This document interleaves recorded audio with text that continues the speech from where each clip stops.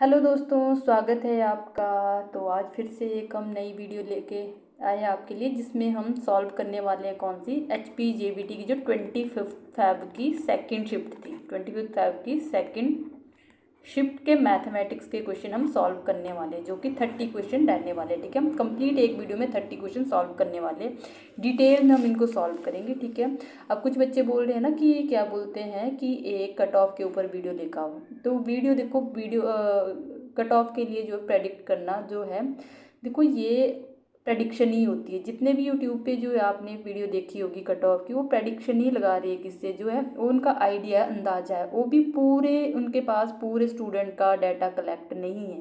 ठीक है, आपको खुद पता है 17,000 बच्चों ने एग्ज़ाम दिया है, और जो उसमें जहाँ पे उनको डाटा मिल रहा है 570 प्लस या फिर 700 का भी मान लो, तो वो 1000 भी स्टूडेंट नहीं है। ठीक है, तो इसलिए कट ऑफ के बारे में आप जो है टेंशन मत लो। नेक्स्ट मंथ रिजल्ट आ ही जाना है, रिजल्ट का वेट करो। जिनका पेपर बहुत अच्छा गया है तो वेल एंड गुड है, जिनका पेपर इतना अच्छा भी नहीं हुआ है तो वो जो है नेक्स्ट एग्जाम के लिए प्रिपेयर कर सकते। देखो अभी HP पटवारी का एग्जाम होना है और HPJBT का फिर से कमीशन होना है। तो ये जो हम क्वेश्चन सॉल्व करी HP पटवारी के लिए भी हेल्पफुल रहने वाले, क्योंकि जो इनका TCS जो एग्ज़ाम बना रहे हैं, तो आपने मैथमेटिक्स का लेवल देख लिया होगा कि कैसा लेवल रहने वाला। तो ये पैटर्न आपको HP पटवारी में भी हेल्प करेगा और नेक्स्ट JBT कमीशन के लिए भी हेल्प करने वाला है। ठीक है, तो कट ऑफ के बारे में ज़्यादा ना सोचते हुए अपनी तैयारी कंटिन्यू रखो। ठीक है, अगर सिलेक्शन हो जाता है तो बहुत अच्छी बात है, अगर हो जाता है नहीं भी होता है तो स्टडी अपनी कंटिन्यू रखो। स्टडी करना कोई बुरी बात थोड़ी ना है, अगर पढ़ोगे तो कोई नुकसान तो नहीं होगा। ठीक है, इससे आपको बेनिफिट ही मिलेगा। अगर आपका सिलेक्शन इसी कमीशन में भी हो जाता है तो बहुत अच्छी बात है। बाकी सिलेक्शन होने के जो है जो 60 प्लस है तो वो होप रख सकते हैं। बाकी देखते हैं क्या होता है रिजल्ट में। तो इसलिए जो है आगे कंटिन्यू पढ़ाई करते रहो। ठीक है, क्योंकि पढ़ाई करना बुरी बात नहीं है, बहुत अच्छा होता है। अगर आप स्टडी करते रहोगे आपकी जो नॉलेज ही बूस्ट होगा। ठीक है, इससे कोई जो है नुकसान नहीं होने वाला है। ठीक है, तो चलते हैं क्वेश्चन की तरफ। 30 क्वेश्चन हम सॉल्व करने वाले हैं। ठीक है, फर्स्ट क्वेश्चन इसमें AP का दे दिया है। ठीक है, in an AP the second term. ठीक है, हमें सेकेंड टर्म क्या दे दी, हमें दे दी 9। ठीक है, और सिक्स्थ टर्म क्या दे दी, सिक्स्थ टर्म हमें दे दी 25। ठीक है, तो हमें फाइंड करना, find the sum of first 8th term. First 8 term find का सम फाइंड करना है। अब हमें सेकंड टर्म दे दी, फर्स्ट टर्म तो गिवन ही नहीं है। इस प्रकार का जब हमें सेकंड टर्म पता होती है, कोई 6 टर्म 5th टर्म जो भी पता होती है, तो इसमें मैं आपको एक वो बता देती हूँ कि आप जो है टर्म्स कैसे लिखते हैं। देखो जैसे मैं आपको एक एग्जाम्पल देती हूँ, जैसे मान लो 2 4 6 8 10 एंड सो ऑन। ठीक है, मान लो ये हमारा कोई एक सीरीज बन रहा है। ठीक है, तो फर्स्ट टर्म मेरी ये क्या होती है, हमारी फर्स्ट टर्म होती है A1, ये मेरी सेकंड टर्म में A2, ये मेरी थर्ड टर्म में A3, इस तरह जो fourth term continue so on चली जाती है। तो इसका मतलब जो फर्स्ट टर्म होती है, ठीक है, फर्स्ट टर्म में से जब मैं सेकंड टर्म में से जब मैं फर्स्ट टर्म माइनस करती हूँ तो हमारा कॉमन डिफरेंस आ जाता है, यानी 4 - 2। इसका मतलब क्या होता है, 2। ठीक है, इसको हम बोलते हैं हिंदी में बोलते हैं इसको सार्व अंतर, और इंग्लिश में बोलते हैं इसको कॉमन डिफरेंस। ठीक है, तो जो ये कॉमन डिफरेंस आया है वो कितना है, 2। तो फर्स्ट टर्म तो हमें पता है कि A1 की वैल्यू मेरी कितनी है, 2। तो जब हम सेकंड टर्म फाइंड करते हैं तो हम कैसे करते हैं, वो करते हैं हम first term plus common difference. ठीक है, यानी A की वैल्यू कितनी है, 2 प्लस कॉमन डिफरेंस कितना है, 2, तो ये आ जाएगी 4। तो आ गई नेक्स्ट टर्म 4। ठीक है, इससे जब आप A3 निकालोगे तो वो कैसे निकालते हैं हम, A प्लस 2D। जितना यहाँ जो टर्म निकाल रहे हैं उसका एक कम इंटू कॉमन डिफरेंस का जो है फर्स्ट टर्म के साथ जो आपने ऐड करना है। A की वैल्यू कितनी है, 2 है, प्लस 2 की वैल्यू तो 2 ही है, और कॉमन डिफरेंस कितना था, 2। तो इसको कर दो मल्टीप्लाई, 2 + 2 2 जा 4, तो आ जाएगी 6। तो आगे नेक्स्ट टर्म 6। इसी तरह मैं A फोर्थ टर्म भी निकाल सकती हूँ अपनी, वो कैसे निकालूंगी, A + 3D। ठीक है, 4 से कम। ठीक है, यानी A की वैल्यू कितनी, 2, और 3 की वैल्यू 3, और D की वैल्यू 2, 3 2 जा 6, तो आ जाएगी 8। इस तरह आपकी नेक्स्ट टर्म सोन निकाल सकते हो। तो इस पैटर्न को समझने का मेरा मोटिव ये है कि हमें सेकंड टर्म दी गई है क्वेश्चन में, A2 मेरे को दिया गया, सेकंड टर्म 6 दिया गया, और A6 मेरे को दिया गया है कितना, A6 की वैल्यू 25 दी गई है। ठीक है, अब हमें फर्स्ट टर्म निकालनी। अब A2 का मतलब मैंने आपको बता दिया क्या होता है, A + D, यानी A + D की वैल्यू कितनी है, 6, और A6 का मतलब है A प्लस 5d, ठीक है, 6 से 1 कम 5d इक्वल्स टू कितनी है 25। अब इसमें आप क्या लगा सकते हो, एलिमिनेशन मेथड लगा सकते हो, ठीक है, 10th में पढ़ा है आपने एलिमिनेशन मेथड। तो एलिमिनेशन क्या बोलता है हमारा, जो हमारे नीचे ये साइन ए पॉजिटिव है तो ये नेगेटिव हो जाएगा, ये पॉजिटिव है नेगेटिव हो गया, पॉजिटिव है नेगेटिव हो गया, ए से ए कैंसिल, माइनस का 5d और प्लस का 4d क्या देगा आप, -5 + 4 क्या आ जाएगा माइनस का 4d, 25 माइनस का प्लस का 6 ये दे देगा आपको कितना, ये आएगा आपका माइनस का 16, ठीक है, सॉरी 16, एक सेकेंड, हाँ सेकेंड टर्म हमें 9 दी है, ठीक है, इसकी वैल्यू कितनी है 9, इसको करेक्ट कर लो, तभी मैं सोच रही हूँ क्या आ रहा है, इसकी वैल्यू कितनी है 9, 25 माइनस 9 कितना आ जाएगा 16, ठीक है, माइनस से माइनस कैंसिल, 4 से 4 16 4 टाइम में, तो डी की वैल्यू आ गई हमारी 4। अब यहाँ से डी की वैल्यू आ गई, अब ये डी की वैल्यू इस इक्वेशन में पुट कर दो, तो क्या आ जाएगा ए प्लस डी की वैल्यू 4 इक्वल्स टू 9, तो ए इक्वल्स टू 9, 4 उधर जाके माइनस का हो गया, तो ए इक्वल्स टू 9 - 4 हो गया 5, ठीक है, तो ए की वैल्यू कितनी आ गई 5। अब फर्स्ट टर्म आपको पता चल गई, कॉमन डिफरेंस आपको पता चल गया, नंबर ऑफ टर्म, हमें सम बोला इसने 8th टर्म का, तो सम का फॉर्मूला क्या होता है, nth टर्म का फॉर्मूला होता है n/2 into 2a plus n-1 into D, ठीक है, तो यहाँ पे आप पहले सबसे पहले तो वैल्यू लिख लो, हमें बोला 8 टर्म का सम निकालना है, तो इसका मतलब 8th टर्म 8 टर्म है हमारे पास, तो n की वैल्यू तो 8 है, ठीक है, a की वैल्यू फर्स्ट टर्म 5 है और कॉमन डिफरेंस हमारा 4 है, ये वैल्यू हमें पुट करनी है इस पर, ठीक है, तो n/2 का मतलब क्या है 8/2 इंटू 2a, 2 इंटू a की जगह जब 5 पुट करोगे 2 5 जा 10 प्लस n की जगह 8 पुट करोगे, 8 - 1 कितना हो जाएगा 7d हो गया, ठीक है, और d की वैल्यू कितनी है यहाँ पे, सॉरी ये 4 पुट ही कर दो यहाँ पे, 2 4 जा 8 तो 4 हो गया, ठीक है, 10 प्लस 7 4 जा 28, ठीक है, तो कितना आ जाएगा 4 इंटू 38, और इसको जब आप मल्टीप्लाई करोगे तो कितना आ जाएगा 4 8 जा 32, 3 कैरी 3 4 3 जा 12 और 3 कितना हो गया 15, तो हमारा आ गया 152 आ गया आंसर, तो इसका आंसर ऑप्शन सी, ठीक है। चलते हैं नेक्स्ट क्वेश्चन की तरफ। नेक्स्ट क्वेश्चन क्या बोलता है हमारा, सेकंड क्वेश्चन, ठीक है, सेकंड क्वेश्चन कह दिया which of the following can be difference between two consecutive perfect square, ठीक है, कॉन्जिक्यूटिव का मतलब समझते हो, जो क्रमागत, ठीक है, यहाँ हिंदी में लिखा है कि निम्नलिखित में से कौन सा दो क्रमागत पूर्ण वर्गों का, वर्ग का मतलब होता है स्क्वायर, पूर्ण वर्ग, जैसे 2 का पूर्ण वर्ग कितना होता है 4, 3 का पूर्ण वर्ग कितना होता है 9, ठीक है, 4 का पूर्ण वर्ग कितना होता है 4 4 जा 16, जिसका पूर्ण स्क्वायर होता है, जैसे 2 2 जा 4, 3 3 जा 9, 4 4 जा 16, उसी वैल्यू जो कोई वैल्यू उसको उसी से मल्टीप्लाई करना, वो पूर्ण वर्ग होता है, पूर्ण स्क्वायर होता है आपका, ठीक है, कंप्लीट परफेक्ट स्क्वायर, इसको हम बोलते हैं परफेक्ट स्क्वायर, ठीक है। तो 2 कॉन्जिक्यूटिव नंबर की बात की इसने, अगर मेरा पहला नंबर मान लो n है, फर्स्ट नंबर मेरा क्या है, first number equals to n मान लिया, ठीक है, तो सेकंड नंबर कौन सा होगा, अगला जो क्रमागत का मतलब होता है कंटिन्यू, पहला नंबर 1 है तो दूसरा 2 होगा, तो नेक्स्ट 3 होगा, मतलब कंटिन्यू जो क्रमागत संख्या, इसमें आपको ऑड इवन कुछ नहीं बोला, तो कंटिन्यू नंबर, पहला n है तो नेक्स्ट कौन सा होगा, इसमें 1 जोड़ दो n+1 नेक्स्ट, तो इनका बोला कंप्लीट स्क्वायर करना, परफेक्ट स्क्वायर करना इन दोनों नंबर का, और उनका डिफरेंस निकालना है, तो इसका भी स्क्वायर कर दो, इसका भी स्क्वायर कर दो, इनका डिफरेंस कितना आ जाएगा n+1 का होल स्क्वायर, डिफरेंस का मतलब होता है -n का होल स्क्वायर। अब यहाँ पे a प्लस बी का फॉर्मूला लगा दो, पता है सबको a प्लस बी का होल स्क्वायर क्या होता है, a स्क्वायर यानी n का स्क्वायर प्लस b का स्क्वायर 1 का square plus 2ab 2 into n 2n और माइनस n का स्क्वायर, ये माइनस का ये प्लस का कैंसिल, तो यहाँ पे क्या बचता है 1 का स्क्वायर 1 ही रहता है, प्लस 2 इंटू n कितना हो जाएगा 2n, तो आंसर हमारा कितना आ जाएगा 2n+1, ठीक है, ये हमारा आंसर आना है। बट हमें यहाँ पे नंबर में दिया गया है, तो ऐसे जो है देखो डिफरेंस क्या होना चाहिए, अब जब भी 2n+1 करोगे, अगर मैं यहाँ n की वैल्यू फॉर एग्जांपल मैं n की वैल्यू यहाँ 1 पुट करती हूँ, ठीक है, 2 1 जा 2, ठीक है, और आगे क्या है 2n+1+1, तो 2 1 जा 2 + 1 कितना आ जाएगा 3 नंबर आएगा, ठीक है, और अगर मैं यहाँ n की वैल्यू नेक्स्ट 2 पुट कर देती हूँ, मैंने यहाँ ऑड नंबर पुट किया तब इसने क्या दिया ऑड दिया, अगर मैं यहाँ पे 2 पुट करती हूँ 2 इंटू 2+1 तो कितना आ जाएगा 2 2 जा 4+1 तब भी कितना है 5, आप यहाँ ऑड नंबर पुट करो इवन नंबर पुट करो, आंसर क्या देगा ये हमें ऑड नंबर ही देगा, आप नेक्स्ट नंबर भी डाल के देख सकते हो, 2 इंटू में यहाँ कोई बड़ा नंबर डाल देती हूँ 6 डाल देती हूँ +1, 2 6 जा 12+1 कितना आ जाएगा 30, मतलब 2 का जो भी मल्टीपल होगा 2 का मल्टीपल यहाँ देखो 2 का मल्टीपल ही होगा ना, 2 1 जा 2, 2 जा 2, 3 जा 2, 4 जा 2 का जो भी मल्टीपल होगा, ठीक है, 2 का मल्टीपल हमेशा इवन ही आएगा और उसमें इस इवन नंबर में जब आप एक जोड़ोगे तो ऑड नंबर देगा। तो इनमें से ऑड नंबर कौन सा है? ये तो इवन नंबर है, ये नहीं हो सकता, ये इवन नंबर नहीं हो सकता, ये भी इवन नंबर। तो ऑड नंबर मेरा कितना है? 17 है। तो ऑप्शन सी इसका क्या आना था? राइट आंसर आना था। तो इसमें से इसने बोला ही क्या था हमें। अब यहाँ पे आप जो इसको कैलकुलेट करके देख सकते हो, ठीक है। इस वैल्यू को आप इस फॉर्मूले में पुट कर सकते हो, ठीक है। यानी n की वैल्यू यहाँ कितनी हो जाएगी? n की वैल्यू मेरी हो जाएगी यहाँ पे, क्योंकि यहाँ 17 बनाना है तो n की वैल्यू 8 ही होगी, ठीक है। यानी आप ले सकते हो इसको n का स्क्वायर यानी 8 का स्क्वायर। मैं इसको आपको वेरीफाई करके दिखा देती हूँ। 8 का स्क्वायर एक नंबर लिया था हमने, n+1 का स्क्वायर यानी 8+1 का स्क्वायर, ठीक है। 8 का स्क्वायर कितना हो जाएगा? 65 और 8+1 9 का स्क्वायर कितना हो जाएगा? 9 जा 81।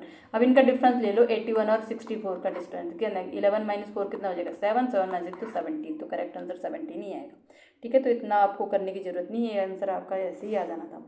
नेक्स्ट क्वेश्चन है, if 3 workers can complete a work in 8 days, then how many days will 6 worker take to complete the same work. ये टाइम एंड वर्क का क्वेश्चन है, टाइम एंड वर्क का क्वेश्चन है। इसमें हमें क्या लगाना है? Assuming that the work follows inverse proportion x y equals to k। Inverse proportional की बात हुई, व्युत्क्रमानुपात की बात यहाँ पे की गई है, ठीक है।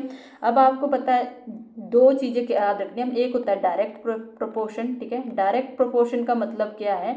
डायरेक्ट प्रोपोर्शन का मतलब है कि दोनों चीज़ें जो है, जैसे इनका काम और टाइम दिया है ना, तो दोनों चीज़ें बोथ क्या होती है? दोनों जो है एक साथ बढ़ते हैं, ठीक है। साथ में क्या होते हैं? साथ में इंक्रीज होते हैं और साथ में ही डिक्रीज भी होते हैं, दोनों साथ में।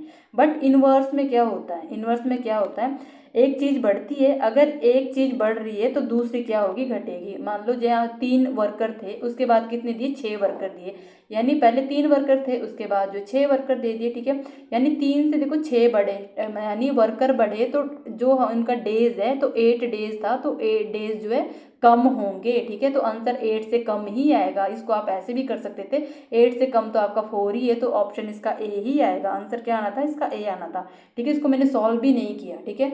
मेरे को यहीं से पता लग गया, इनवर्स प्रोपोर्शन दिया था तो इनवर्स प्रोपोर्शन में एक चीज़ बढ़ती है तो दूसरी घटती है। यहाँ देखो वर्कर कितने दिए थे? 3। फिर नेक्स्ट 3 वर्कर जो है 8 दिन में काम कर रहे हैं, डेज 8 थे। अगली बार 3 वर्कर से 6 वर्कर कितने दिन में काम करेंगे? तो 8 से कम डेज आएंगे। अगर वर्कर की संख्या बढ़ी है तो डेज की संख्या ऑटोमेटिकली कम होगी, ठीक है। अगर यहाँ पे जो है वर्कर की संख्या कम हुई होती तो डेज की संख्या बढ़नी थी, ठीक है। तो यहाँ पे 8 से कम क्या था? 4 ऑप्शन था। बाकी आप इसमें टाइम एट वर्क MDH जो कंसेप्ट लगा सकते हो, यानी 3 मैन कितने दिन में कर रहे हैं काम को? 8 दिन में कर रहे हैं, तो इक्वल्स टू होता है ना MDH। यहाँ पे हम करते हैं MDH जो कंसेप्ट होता है, यहाँ पे man into D1 into H1 our कितने में, ठीक है। यहाँ पे M2 D2 इंटू H2 ये करते हैं। तो मैन 3 दे दिए और टाइम हमें डेज दे दिया 8 दिन, कितने दिन में करते हैं? इक्वल्स टू M2 कितना दिया है? इन्होंने बोला कि 8 नहीं है, 6 वर्कर है, ठीक है। 6 वर्कर है, तो 6 वर्कर जो है इस काम को कितने दिन में पूरा करेंगे? तो 6 वर्क डेज की जगह x पुट कर दो। 3 1 जा 3, 3 2 जा 6, 2 1 जा 2, 2 4 जा 8। तो यहाँ 4 आ गया इक्वल से, तो कितने दिन में करेंगे? 4 दिन में, जो कि हमने जो है ऐसे ही आंसर निकाल दिया था बिना इसको सॉल्व किए, ठीक है। नेक्स्ट क्वेश्चन हमारा क्वेश्चन नंबर 4 ये दिया आपका स्टैटिस्टिक्स के। एक डाटा सेट में मान है 8 12 16 20 और x दिए गए। यदि डाटा सेट का माध्य 14 है तो x का मान क्या है? ये देखो मीन का क्वेश्चन है, बिल्कुल छोटा सा क्वेश्चन देखो। जबकि हमने पिछली शिफ्ट में जब क्वेश्चन से सॉल्व किया था उसमें मीडियम पूछा गया, उसमें कैलकुलेशन बहुत ज़्यादा थी, ठीक है। तो मीन का फॉर्मूला अगर इसमें देखो डाटा सेट दिया जहाँ पे हमें value they the 8 12 16 20 and x भी एक वैल्यू जिसकी हमें मान निकालना है, इसकी हमें वैल्यू फाइंड करनी है। If the mean of the data set is, हमने मीन की वैल्यू हमें दे दी, मीन कितना है इसका? 14 है, ठीक है। और आप लोगों को पता होगा मीन का फॉर्मूला क्या होता है? Sum of observation, sum of all observation upon number of observation, ये फॉर्मूला रहता है, ठीक है। अब इन सब का हम सम करेंगे, ठीक है। और मीन की वैल्यू मेरे को 14 दे दी, इक्वल टू इन सब का सम कर दो 8 + 12 + 16 + 20 प्लस x भी एक नंबर है, ठीक है। डिवाइड बाय नंबर कितने हैं टोटल? 1 2 3 4 5, टोटल नंबर कितने हैं? 5 है, ठीक है। अब इनको कर दो ऐड और यहाँ से x की वैल्यू निकल जाएगी आपकी, ठीक है। ये 5 तो इधर आके क्रॉस मल्टीप्लाई हो जाएगा, 14 × 5 इक्वल्स टू, ठीक है। 8 + 12 कितना हो गया? 20, 20 + 16 कितना हो गया? 36, 36 + 20 कितना हो गया आपका? 56, 56 प्लस एक्स, ठीक है। अब यहाँ से एक्स की वैल्यू आपको 14 5 का कितना होता है 70, ये 56 इक्वल्स इधर शिफ्ट करके माइनस का 56 हो जाएगा इक्वल्स टू एक्स, तो एक्स की वैल्यू कितनी आएगी 70 माइनस 56 कितना होता है, तो होता है आपका 14, तो एक्स की वैल्यू कितनी आएगी यहाँ पे 14, तो ऑप्शन सी आना था इसका करेक्ट आंसर, ठीक है। नेक्स्ट क्वेश्चन चलते हैं नेक्स्ट क्वेश्चन की तरफ। नेक्स्ट क्वेश्चन हमारा वर्गमूल सर्पिल का निर्माण करते समय, देखो वर्गमूल की बात हो रही है, सर्पिल का निर्माण अपरिमेय संख्याओं का कौन सा गुणधर्म सर्पिल के खंडों की लंबाई में सर्वाधिक सबसे अधिक जो स्पष्ट करता है, ठीक है। While constructing a square root spiral, आपको स्क्वायर रूट स्पायरल कंस्ट्रक्ट करना है। Which property of irrational number is most clearly reflected in the length of the spiral segment, ठीक है। ये 9th की एनसीईआरटी का क्वेश्चन है आपका ये, जिसमें रूट की वैल्यू हम कैसे इसमें एक स्पायरल बनाते, तो इनमें से कौन सा जो इसमें जो है एक जो है करेक्ट स्टेटमेंट इसमें से दिया गया सबसे अच्छा जो कौन स्पष्ट करता है, तो ऑप्शन क्या दिया, ये दशमलव रूप में दोहराए जाते हैं, ठीक है। तो ये दशमलव रूप में तो नहीं दोहराए जाते, ऐसी तो ऐसा तो इसमें देखो स्क्वायर रूट में ऐसा नहीं होता है, ठीक है। तो इसमें जो अगर हम बात करें तो ये ऑप्शन तो आना है, they for repeat in decimal, और नेक्स्ट है they are always whole number, ये सदैव पूर्ण संख्याएं होती, जरूरी नहीं है पूर्ण संख्याएं हो, ठीक है। दे आर लेस देन, ये 1 से कम होती है, ऐसा नहीं, इन्हें सटीक रूप से भिन्नों के रूप में व्यक्त नहीं किया जा सकता।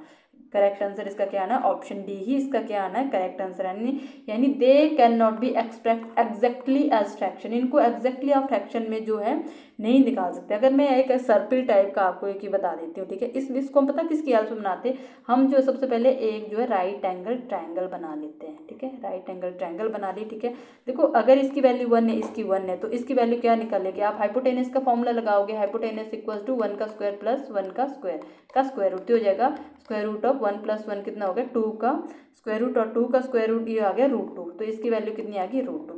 इसी तरह आप फिर से एक जो है यहाँ पे बेस ले लो, ठीक है, और यहाँ पे बन जाएगा आपका ये, यहाँ पे मिलाना होता है ये, ठीक है। ये फिर 1 वैल्यू ले लो, ये कितनी आएगी 1, और इसकी वैल्यू √2 है, और इसकी वैल्यू कितनी आ जाएगी √3।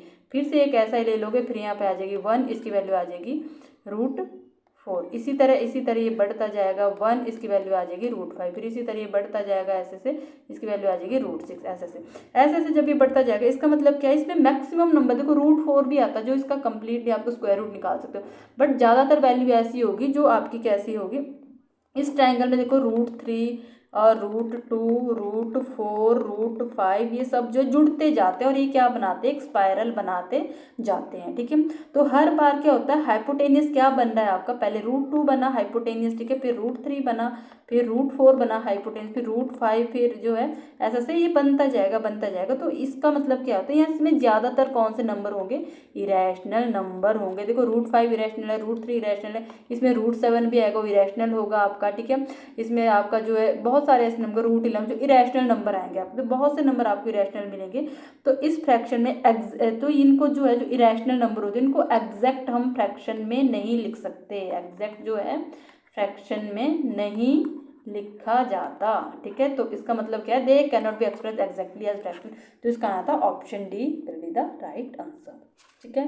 नेक्स्ट क्वेश्चन हमारा क्वेश्चन नंबर 6, ठीक है। ये ट्रिग्नोमेट्री का क्वेश्चन है आपका, जिसमें दिया गया if cos x equal to 0.5, cos x की वैल्यू दी है। ये भी थोड़ा सा क्वेश्चन, इसमें देखो वैल्यू अगर आपको एग्जैक्ट पता होगी तभी आप इसको सॉल्व कर सकते थे, ठीक है।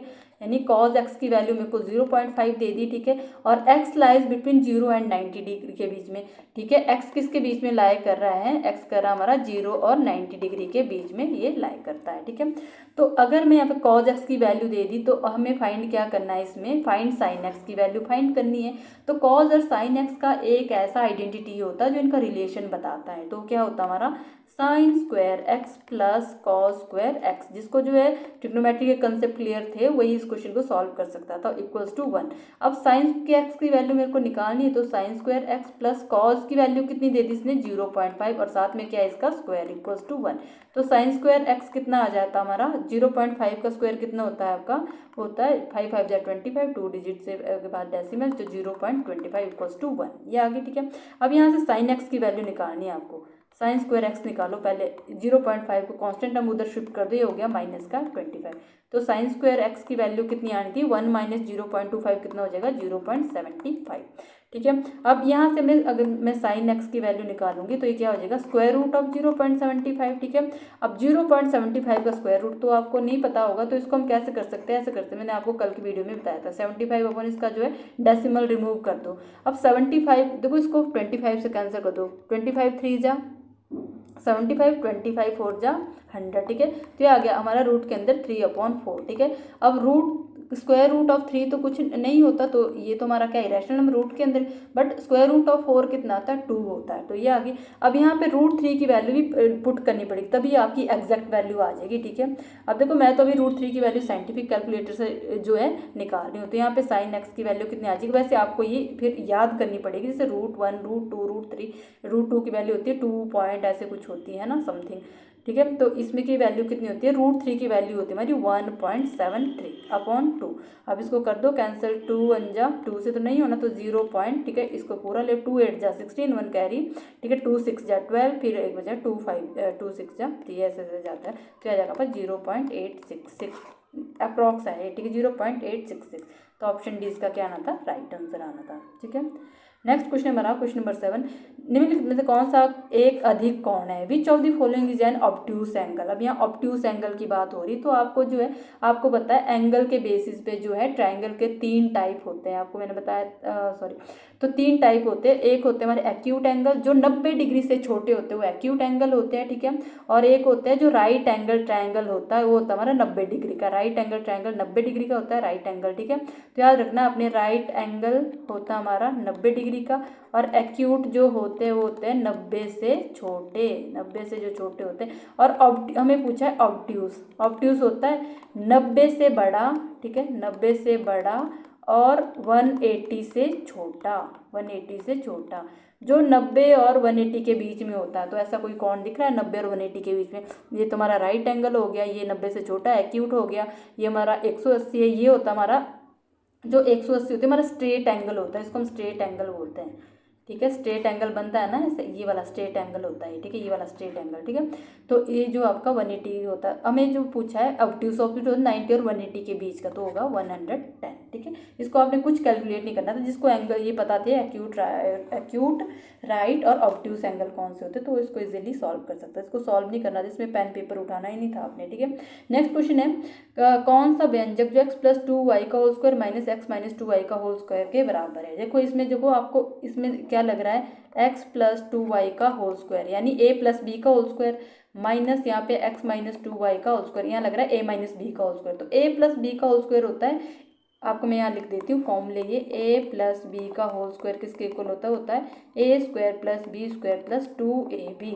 और अगर मैं a-b का होल स्क्वायर की बात करूँ तो होता है a² + b² - 2ab, यहाँ पे माइनस आ जाएगा, ठीक है। अब यहाँ पे लगा दो फॉर्मूला x² + b² कितनी, b की वैल्यू 2 आई है, तो 2 2 जा 4y², ठीक है, plus 2ab, 2 × x × 2y, 2 × x × 2y, ठीक है, माइनस, अब इसको यहाँ पे बीच में माइनस है ना, तो इसको ब्रैकेट में ही रखना, ठीक है। अब यहाँ पे लगा दो x² + 2 2 जा 4y² - 2ab, 2 × x × 2y, ये लगेगा यहाँ पे फॉर्मूला, तो ये आ जाएगा आपका x² + 4y², देखो 2 2 जा 4x × y, ठीक है, माइनस इसको ब्रैकेट में रखो, x² + 4y², यहाँ पे -2 2 जा 4xy, ठीक है, आ गया। अब इसको अब ब्रैकेट को ओपन कर दो, क्योंकि बाहर माइनस का साइन है तो सारे साइन जो है चेंज कर देगा, ये एज इट इज चलेगा आपका 4xy, देखो माइनस प्लस ये हो जाएगा -x², यहाँ पे माइनस प्लस ये हो जाएगा -4y², ये माइनस माइनस जो ये माइनस ये वाला माइनस प्लस बना देगा, माइनस माइनस ये क्या हो जाता है मल्टीप्लाई करते तो प्लस का 4xy, प्लस का x माइनस का x कैंसिल, प्लस का 4y² माइनस का 4y² कैंसिल, बचा क्या प्लस का 4xy, ये हो जाएगा ऐड, प्लस प्लस के दोनों, तो 4xy + 4xy कितना हो जाना था आपका, ये होना था आपका ऐड करके 4 और 4 कितना हो गया 8xy, तो करेक्ट आंसर क्या आना था इसका 8xy यानी ऑप्शन ए, ठीक है। नेक्स्ट क्वेश्चन बना क्वेश्चन नंबर 9, इसमें in the given figure find the area of the triangle, ठीक है, हमें एक फिगर दे दिया गया है, हमें यहाँ पे जो है देखो यहाँ पे देखो एक फिगर है दिया हुआ। देखो इस क्वेश्चन का मैं आंसर जो है सॉल्व नहीं कर पाऊंगी, क्योंकि इसको जो है मैं आपको आंसर बता दूंगी जो आंसर की में दिया है, क्योंकि इसमें फिगर ही उसमें शो नहीं रही। जो मैंने रिस्पॉन्स शीट देखी थी उसमें फिगर जो है शो नहीं हो रही है, बट इसमें बोला गया इन द गिवन फिगर, उसमें एक फिगर बनाई गई थी जिसमें हमें एरिया फाइंड करना था ट्रायंगल और पैरेललोग्राम का। अगर वो फिगर दे देता हमें, वो फिगर के अकॉर्डिंग ही हम इसको सॉल्व करते तो हम इसको इजीली सॉल्व कर सकते थे। ठीक है, हमें एरिया फाइंड करना था कि इसका ट्रायंगल का एरिया हम निकाल सकते थे फॉर्मूला लगा के। ठीक है, अगर हमें जो है क्या बोलते हैं, अगर हमें डिफरेंट डिफरेंट साइड दी होती ट्रायंगल की तो हम लगा देते, उसमें हीरोन्स सूत्र फॉर्मूला लगा देते। अगर हमें जो है क्या बोलते हैं इक्विलैटरल ट्रायंगल दे दी गई तो हम लगा देते √3/4 इंटू साइड का स्क्वायर, बट ऐसा कुछ नहीं दिया, डायग्राम ही उसमें शो नहीं हो रही। तो इसका जो करेक्ट आंसर है वो है आंसर की में ऑप्शन सी है, 75 centimetre square and 15 centimetre square. ठीक है, जो उसका एरिया आना है। ठीक है, ट्रायंगल और पैरेललोग्राम का ये इसका आंसर दिया है, बट उसमें डायग्राम नहीं शो हो रही थी, फिगर नहीं शो हो रही थी, तो इसलिए मैंने इसको सॉल्व नहीं किया है। ठीक है, नेक्स्ट क्वेश्चन है हमारा क्वेश्चन नंबर 10। ठीक है, what is grouped data statistics. देखो यहाँ पे आपको डेफिनेशन पूछी गई, यहाँ पे आपको स्टैटिस्टिक्स का कोई क्वेश्चन नहीं दिया, ग्रुप्ड डाटा के बारे में पूछा गया है।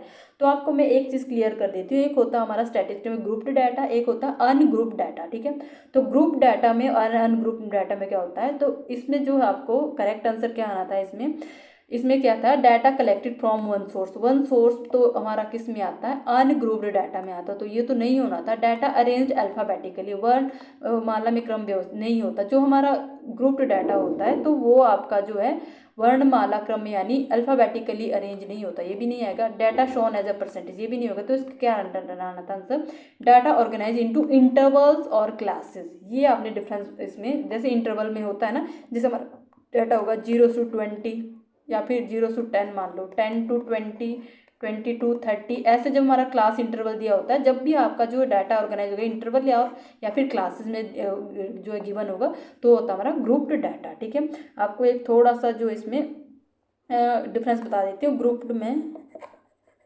Data and ungrouped data. ठीक है, इसमें क्या होता है, ग्रुप में क्या होता है, ये जो इंडिविजुअल वैल्यू होती है, इसमें कैसी होती है, इंडिविजुअल वैल्यू। ठीक है, और इसमें क्या होता है, इसमें जो है क्लासेस और इंटरवल में होता है। ठीक है, क्लासेस और इंटरवल में डाटा होता है। ठीक है, इसमें इंडिविजुअल वैल्यू हो जाएगी। ये होता है हमारा किसके लिए, जो ग्रुप्ड डाटा होता है हमारा, ये होता है,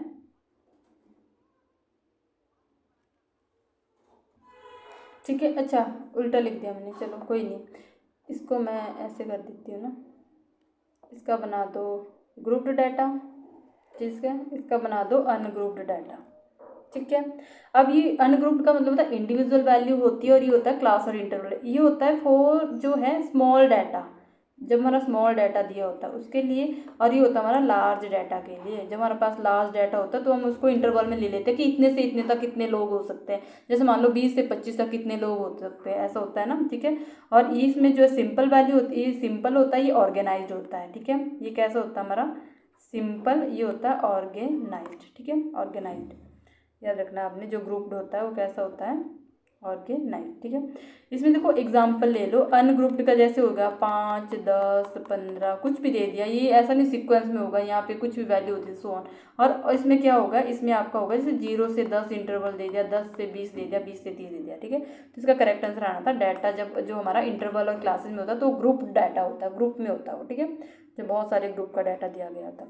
नेक्स्ट क्वेश्चन हमारा, अब बैग ये देखो प्रोबेबिलिटी का क्वेश्चन आ गया यहाँ पे। ठीक है, प्रोबेबिलिटी का, एक बैग में जो एक थैले में 4 जो है रेड कलर की बॉल है, 4 नीली कलर की, 4 हरी गेंदे हैं। ठीक है, if one ball is drawn at randomly, एक बॉल जो आप यादृच्छिक रूप से निकाली जाए तो प्रत्येक रंग की गेंद निकलने की संभावना के बारे में कौन सा कथन सही है। इसमें देखो आपको सॉल्व करके जो इसका जो है स्टेटमेंट बताना था, कौन सा स्टेटमेंट जो है इसमें सही बैठ रहा है। ठीक है, तो अगर मैं इसमें जो बात करूँ तो इसमें क्या आना था आपका, हमें क्या दे दिया, इसमें रेड बॉल दे दी है, कितनी, रेड बॉल 4 दे दी है, और ब्लू कलर की भी 4 दे दी है, और ग्रीन कलर की भी 4 दे दी है। टोटल बॉल कितनी होगी, टोटल हमारे पास बॉल होगी 4 + 4 + 1 होगी 12। ठीक है, अगर आप एक रैंडमली बॉल निकाल रहे हो, देखिए ठीक है, रैंडमली कोई बॉल निकाल रहे हो तो आप कोई सी भी निकाल सकते हो। ठीक है, तो प्रोबेबिलिटी रेड बॉल की कितनी हो जाएगी, प्रोबेबिलिटी ऑफ रेड बॉल की कितनी हो जाएगी, 4/12, 4 1 जा 4 3 जा 12, 1/3। ठीक है, इसी तरह प्रोबेबिलिटी ऑफ ब्लू बॉल की कितनी हो जाएगी, 4/12, 4 1 जा 4 3 जा 12, 1/3। इस तरह प्रोबेबिलिटी ऑफ ग्रीन बॉल की कितनी हो जाएगी 4/12, क्योंकि 4 ही है तो भी हो जाएगा आपका 1/3। तो जब इक्वल वैल्यू आ रही तो सभी की प्रोबेबिलिटी कैसी है, सेम है ना। तो इनमें से कौन सा कथन सही था, ठीक है। The outcomes of drawing a red, blue और green ball are equally likely, ठीक है, कि सबका जो है आउटकम्स क्या होगा, इक्वली लाइकली होगा। तो इक्वली आ रहा है, देखो 1/3 आ रहा है मेरे पास, 1/3 आ रहा है, 1/3। सेकंड क्या होता है, drawing a ball, blue ball is more likely than drawing red ball. ऐसा तो नहीं है कि नीली गेंद निकालने की संभावना लाल से अधिक होगी, नहीं होगी। इसमें जो है इक्वल प्रोबेबिलिटी आ रही है, ठीक है। हरी गेंद निकालने की संभावना नीली गेंद से कम है, नहीं है। लाल गेंद निकालना निश्चित है, ऐसा नहीं है कि सिर्फ लाल गेंद निकलेगी। आप रैंडमली निकाल रहे हो, ठीक है, बॉक्स में, तो आप ग्रीन भी निकाल सकते हो, रेड भी निकाल सकते हो, तो ऐसा नहीं है। तो इसका करेक्ट आंसर क्या आना था, option A will be the right answer, ठीक है। नेक्स्ट क्वेश्चन है इसमें, क्वेश्चन नंबर 12। इसमें दिया गया what is the main purpose of constructing a square root spiral using irrational number. जो हमने अभी कंस्ट्रक्ट किया था एक, जब हमने इरेशनल नंबर उसमें ज़्यादा निकल रहे थे, अभी बताया था आपको, ठीक है। तो स्पाइरल जब हम कंस्ट्रक्ट कर, एक जो अपरिमेय संख्याओं का उपयोग करके एक वर्गमूल सर्किल बनाने का मुख्य उद्देश्य क्या होता है, मेन एम क्या होता है। अब यहाँ पे हमें उद्देश्य पूछा गया उसका, तो मेन एम इसमें क्या होता है। देखो जब भी इसमें एक मैं आपको नाम बता दूँ, थियोडोरस एक थे, थियोडोरस जो थे उन कहाँ के रहे, वो थे ग्रीक मैथमेटिशियन थे। तो उन्होंने जो है स्क्वायर रूट स्पाइरल को बताया था, ठीक है। नाम लिख देती हूँ मैं उनका, ठीक है, साइरन, ठीक है, ये उनका नाम है थियोडोरस, ठीक है। इन्होंने जो क्या दिया था, स्क्वायर रूट स्पाइरल के बारे में इन्होंने बात की थी। ये थे एक ग्रीक मैथमेटिशियन। तो अगर स्क्वायर रूट स्पाइरल की बात करें तो इसमें वैल्यू कैसे होती है, √2, √3, इसने इरेशनल नंबर की बात की है, ठीक है। तो इसमें देखो √4, इसमें √5, ऐसा ऐसा जो है एक जो है ट्राइंगल्स की हेल्प से, इसको हम किसकी हेल्प से बनाते हैं, ट्रायंगल की हेल्प से बनाते हैं, ठीक है। ट्रायंगल की हेल्प से बना के मैंने अभी बताया था। तो इसका मेन जो पर्पस क्या होता है, इसमें क्या होता है, जैसे स्क्वायर रूट को जो है विजुअली, हमें जो ये स्क्वायर रूट विजुअली जब हमें दिखाने होते हैं तो उसके लिए हम इसका यूज़ करते हैं, ठीक है। तो इसमें ऑप्शन पढ़ लेते हैं कि to prove irrationally of number, संख्याओं की परिमेयता सिद्ध करना। तो सिद्ध करने के लिए नहीं होता है टू कैलकुलेट प्राइम नंबर, अभाज्य संख्याओं की गणना करना नहीं। टू डेमोन्स्ट्रेट इंटीजर एडिशन, पूर्णांकों के जोड़ को प्रदर्शित करना नहीं। To visually represent the square root of natural number, यानी प्राकृतिक संख्याओं के वर्गमूल को दृश्य रूप में प्रदर्शित करना। तो ऑप्शन डी ही इसका आंसर आएगा, कि यानी इसका यूज क्यों होता है, हमें स्क्वायर रूट को विजुअली दिखाने के लिए, ठीक है, विजुअली दिखाने के लिए। तो ये याद रखना आपने, ऑप्शन डी इसका करेक्ट आंसर आना था, ठीक है। तो कुछ क्वेश्चन ऐसे थे जिनको सॉल्व ही नहीं करना था, वो क्वेश्चन आपका जो है डायरेक्ट जो है बिना पेन पेपर उठाए भी जो है सॉल्व हो जाना था, ठीक है। नेक्स्ट क्वेश्चन की तरफ चलते हैं। नेक्स्ट क्वेश्चन क्या हमारा, ये बोल रहा है किसी भी पूर्ण वर्ग का अंतिम अंक क्या होता है। लो ये भी कोई क्वेश्चन है, ठीक है। परफेक्ट स्क्वायर का लास्ट डिजिट बोल रहा है। तो परफेक्ट स्क्वायर आपको पता है, जो मैंने बोला था, जिसका जो है खुद के साथ ही मल्टीप्लाई करते हैं वो परफेक्ट क्या होता है, हमारा स्क्वायर होता है। जैसे मैं आपको बोलूँ 1 का स्क्वायर कितना होता है, ठीक है, 1 ही होता है। इसमें हमें अंतिम अंक बोला लास्ट का। 2 का स्क्वायर कितना होगा, 4 होगा। 3 का स्क्वायर कितना होगा, 9 होगा। 4 का स्क्वायर कितना होगा, 16 होता है ना, बट लास्ट डिजिट बोलिए हमें, यानी यूनिट डिजिट देखनी है हमें, ठीक है। 5 का स्क्वायर कितना होता है, 25 होगा, तो 5 ही लिख दो। 6 का स्क्वायर कितना होता है, 36, तो 6 लिख लो लास्ट डिजिट। 7 का स्क्वायर होता है 49, लास्ट डिजिट 9। 8 का स्क्वायर होता है 64, तो लास्ट डिजिट 4। 9 का स्क्वायर होता है 81, तो लास्ट डिजिट 1। 10 का स्क्वायर होता है 0, तो लास्ट डिजिट 0। 10 का 100 होता है ना, तो लास्ट डिजिट। अब देखो यहाँ पे कौन कौन से नंबर बन रहे हैं, देखो ये 1 बन गया, ठीक है। ये 4, यहाँ पे 4 बन गया। 9 बन गया। 6 बन गया। 5 बन गया। क्या इसमें आपको 2 दिख रहा है कहीं, 3 दिख रहा है कहीं, नहीं दिख रहा है ना। तो देखो यहाँ पे ऑप्शन जो आपका क्या आती है, ये केवल 1 से 9 तक की संख्या, 1 से 9 तक सारी नहीं है। देखो इसमें 3 भी नहीं है, देखो ना, तो इसमें 2 है ना 3 है, इसमें लास्ट अंक, ठीक है, ना 2 है ना 3 है, और देखो 4 है, इसमें 5 भी है, ठीक है, 6 है, 7 भी नहीं है, ठीक है, 8 भी नहीं है, ठीक है, 9 है, ठीक है। तो ये चीज़ इसमें है ही नहीं, तो इसमें देखो 1 से 9 तक तो हो ही नहीं सकता। ये बोल रहा है कि यह 0, 1, 2 और 5 हो सकता है। देखो अगर 0, 1, 5 दिया था तो करेक्ट है, 2 इसमें नहीं हो सकता, ठीक है, 2 हो ही नहीं सकता। यहाँ पे देखो स्क्वायर करने से लास्ट डिजिट 2 नहीं हो सकती, ये भी कट। यह कोई भी अंक हो सकता है, ये कोई भी अंक हो सकता है, तो 1 से 9 तक कोई भी अंक तो नहीं हो सकता ना। ना।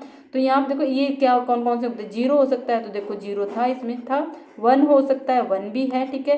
4 हो सकता है, 4 भी है, ठीक है। 5 हो सकता है तो 5 भी है, 6 हो सकता है तो 6 भी है, और 9 हो सकता है। तो ये नंबर हमारे परफेक्ट स्क्वायर में आते हैं। तो ऑप्शन ए क्या आना था, इसका करेक्ट आंसर आना था 14965, ये नंबर आते हैं 0, ठीक है। नेक्स्ट क्वेश्चन हमारा question number 14, a staircase has 6 steps if the number of coins needed to fill the staircases is equal to the 6 triangular number, how many coins are needed, ठीक है। अब ये question पता क्या है, देखो ये जो है क्वेश्चन ऐसे पूछे गए थे जेबीटी कमीशन में, क्योंकि इस टाइप की जो एक्टिविटी हम बच्चों को करवा सकते हैं, ठीक है। अब इसमें क्या दे दिया, एक सीढ़ी में 6 पायदान है, यदि सीढ़ी को बनने के लिए आवश्यक सिक्कों की संख्या 6वें त्रिभुज संख्या के बराबर है तो कितने सिक्के आवश्यक है, सॉरी, ठीक है। अब इसमें ट्रायंगुलर, आपको एक ट्रायंगुलर वो बनाना है, सीढ़ी बनानी है, ठीक है। अगर इसको हम जो है ऐसे काउंट करके बनाते हैं, ठीक है। मान लो ये पहली सीढ़ी है, दूसरी है, तीसरी है, चौथी है, पांचवी है, छठी है, ठीक है। 6 सीढ़ी की बात की ना।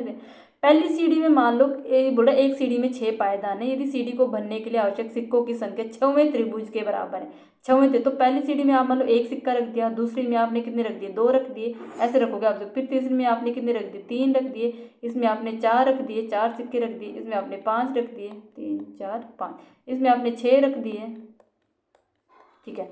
अब ये ट्रायंगल बन रहा है आपका, ऐसे ट्रायंगल बनेगा, ये ऐसे ऐसे ऐसे बना है ना, ट्रायंगुलर शेप का बन रहा है ना। तो अब देखो पहली में कितने थे, 1 प्लस, नेक्स्ट में 2 प्लस 3 प्लस 4 प्लस 5 प्लस 6, तो टोटल कितना होगा, 1 और 2 3 और 3 6 और 4 कितना हुआ 10 और 5 15 और 6 कितना हो गया 21। तो आंसर कितना आना था 21।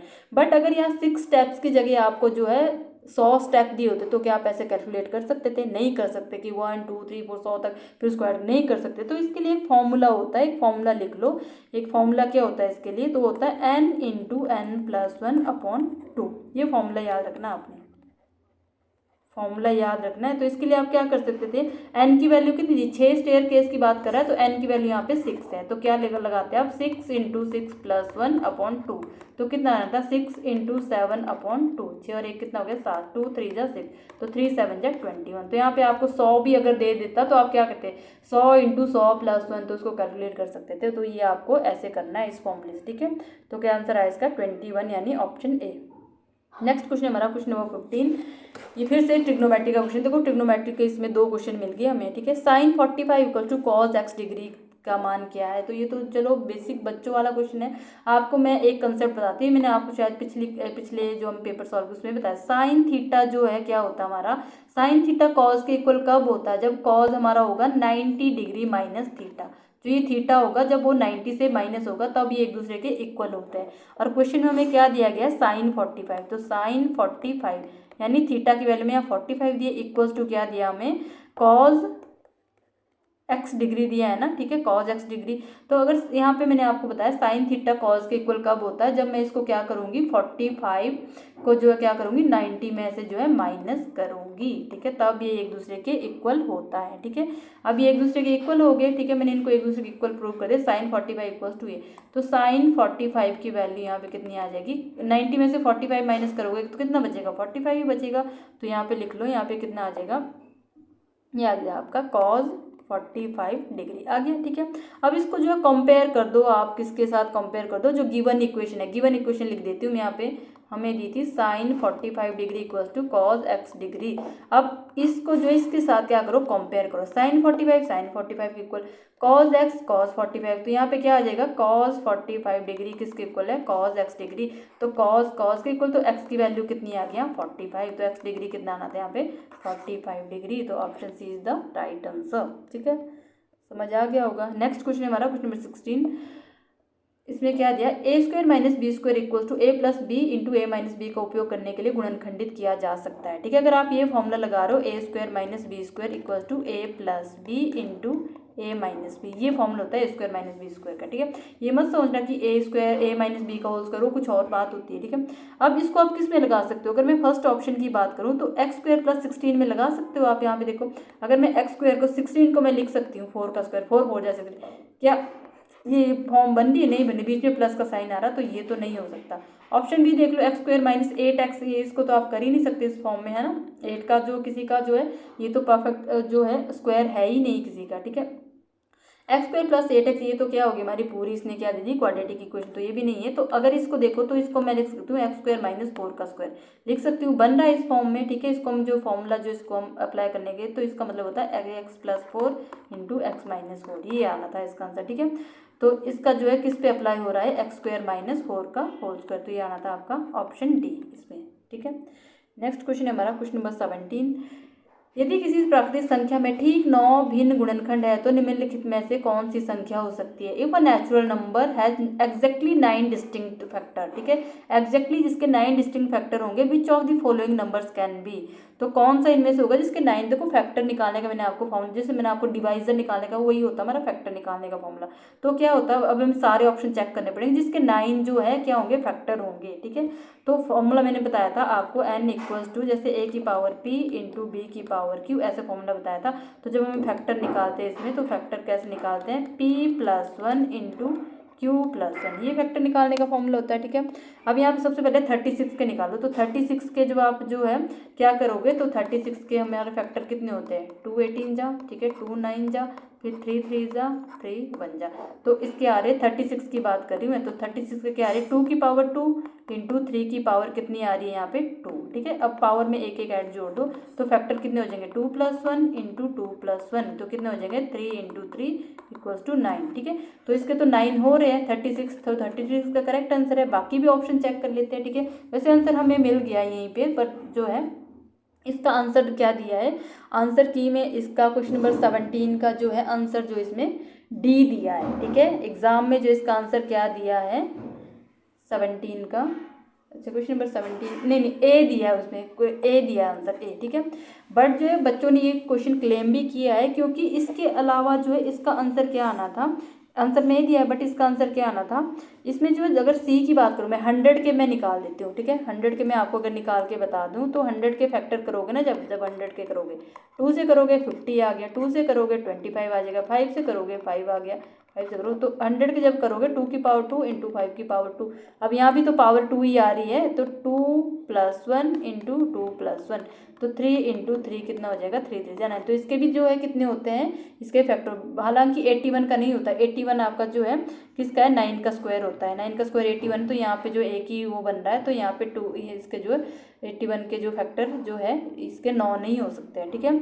81 की अगर मैं बात करूँ तो 81 के फैक्टर कितने बनेंगे, 81 के फैक्टर बनेंगे 4, ठीक है। 64 के भी नहीं बनेंगे, 64 के भी कितने बनेंगे 6 बनेंगे, तो इसका जो करेक्ट आंसर सी भी इसका करेक्ट आंसर आना था। तो बच्चों ने क्लेम भी किया है, तो ए भी करेक्ट है इसका, सी भी, क्योंकि ए सी के भी 9 फैक्टर बन रहे हैं और ए के भी 9 फैक्टर बन रहे हैं, ठीक है। और बाकी इनकी आंसर की के इन्होंने अपने आंसर की के जो अकॉर्डिंग ए आंसर दिया है उसमें, ठीक है। बाकी देखते हैं रिवाइज आंसर की में क्या करते हो, क्वेश्चन को जो है आंसर इसका रिवाइज करते हैं कि नहीं करते हैं, ठीक है।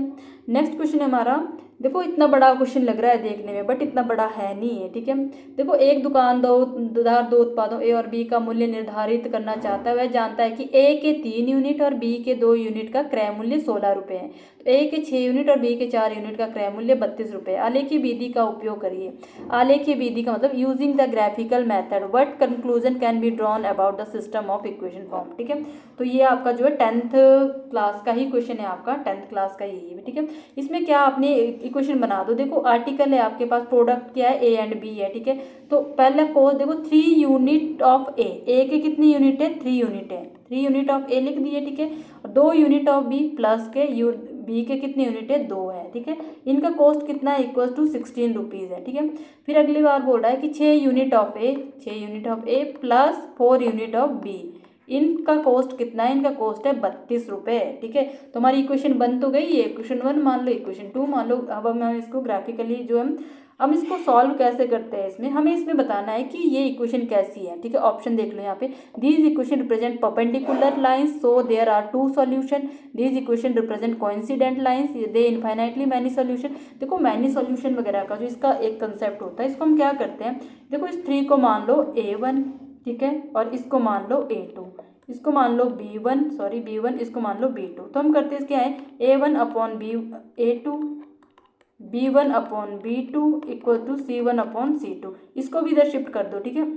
या उधर ही रखो C1 कांस्टेंट टर्म में, ठीक है। तो इसको आप ऐसे भी लिख सकते हो 3a + 2b - 16 = 0, ठीक है। 6a + 4b - 32 = 0। तो एक a1 a2 बोल दिया ना मैंने आपको कितना, तो 3/6 = 2/4 = -16/-32। 3 1 जा 3 2 जा 2 1 जा 2 2 जा -16 1 जा 16 2 जा 32। तो आंसर क्या आ रहा है 1/2 = 1/2 = 1/2। सारी इक्वल है। जब ये सारे इक्वल होते हैं तो इसके लिए कंडीशन होती है a1/a2 = b1/b2 = c1। जब ये सारे इक्वल होते हैं तो इसका मतलब क्या है, हमारी जो लाइंस है, जो हमारा एक्सप्रेशन बनेगा, तो लाइंस कैसी होगी, कोइंसिडेंट, ठीक है। कैसी बनेगी, क्या लिख दिया मैंने, OIN, ठीक है, कोइंसिडेंट लाइंस, ठीक है।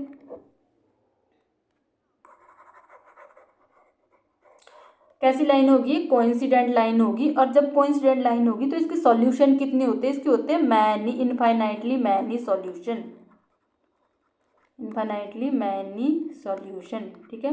ये क्वेश्चन देखो हमारे जो है लीनियर इक्वेशन में जो है टेंथ की बुक से हुआ और इस सिलेबस में दिया था। तो ऐसा कोई ऑप्शन मिल रहा है जिसमें आपके इनफाइनाइटली मैनी सॉल्यूशन होंगे और कोइंसिडेंट लाइन दिख रही है। देखो यहाँ पे जो है these equation represent intersecting line नहीं होना था, ठीक है, यूनिक सॉल्यूशन नहीं था, रिप्रेजेंट पैरेलल लाइन नहीं होना था, जो represent coincident lines and infinitely many solution. तो ऑप्शन बी इसका करेक्ट आंसर होना था, ठीक है। इसके अलावा मैं बाकी इसके आपको बता देती हूँ, ठीक है। जब ये लाइन जो है पैरेलल कब होती है, ठीक है, यहाँ पे जब आपको दिया इक्वेशन रिप्रेजेंट इंटरसेक्टिंग लाइन, जब इंटरसेक्टिंग लाइंस होती हैं, यहाँ बता देती हूँ आपको इसके सारे ऑप्शन, अगर यहाँ पे जगह ही नहीं है। देखो यहाँ पे जब a1/a2 not equals to b1/b2, जब पहली टर्म इक्वल नहीं होती, इसका मतलब क्या होता है, इसके मतलब होता है इंटरसेक्टिंग लाइन है, इंटरसेक्टिंग लाइन है। और इसमें जो है एग्जैक्टली वन सॉल्यूशन होगा, वन सॉल्यूशन लिख सकते हो, या फिर इसको यूनिक सॉल्यूशन आप बोल सकते हो, यूनिक सॉल्यूशन, ठीक है। और जब हमारा होगा a1/a2 equals to b1/b2 not equals to c1/c2, तब क्या होगा, क्या होगी इक्वेशन रिप्रेजेंट लाइन कैसी होगी हमारी, पैरेलल लाइन, ठीक है। इसमें होती है पैरेलल लाइन और इसमें सॉल्यूशन कैसे होते हैं, नो सॉल्यूशन, ठीक है। तो ऐसा कोई दिख रहा है, ठीक है, जहाँ पे देखो नो सॉल्यूशन और पैरेलल लाइन, इसका मतलब क्या था, इसका मतलब इसमें इक्वेशन कैसी होनी थी, a1/a2 equals to b1/b2 not equals to c1/c2। और जहाँ पे आपको दिख रही है लाइन जी, देखो इंटरसेक्टिंग लाइंस और यूनिक सॉल्यूशन, ठीक है, यूनिक यानी जहाँ पे एक ही सॉल्यूशन होगा, यहाँ पे इक्वेशन लाइन बननी थी a1/a2 not equals to b1/b2। और इसके लिए जो हमारा कोइंसिडेंट के लिए क्या बनना था वो मैंने आपको बता दिया, a1/a2 equals to b1/b2 equals to c1/c2, जो हमारा करेक्ट आंसर था, ठीक है। अब आगे नेक्स्ट एग्जाम के लिए भी आपका ये प्रिपेयर हो जाएगा, ठीक है।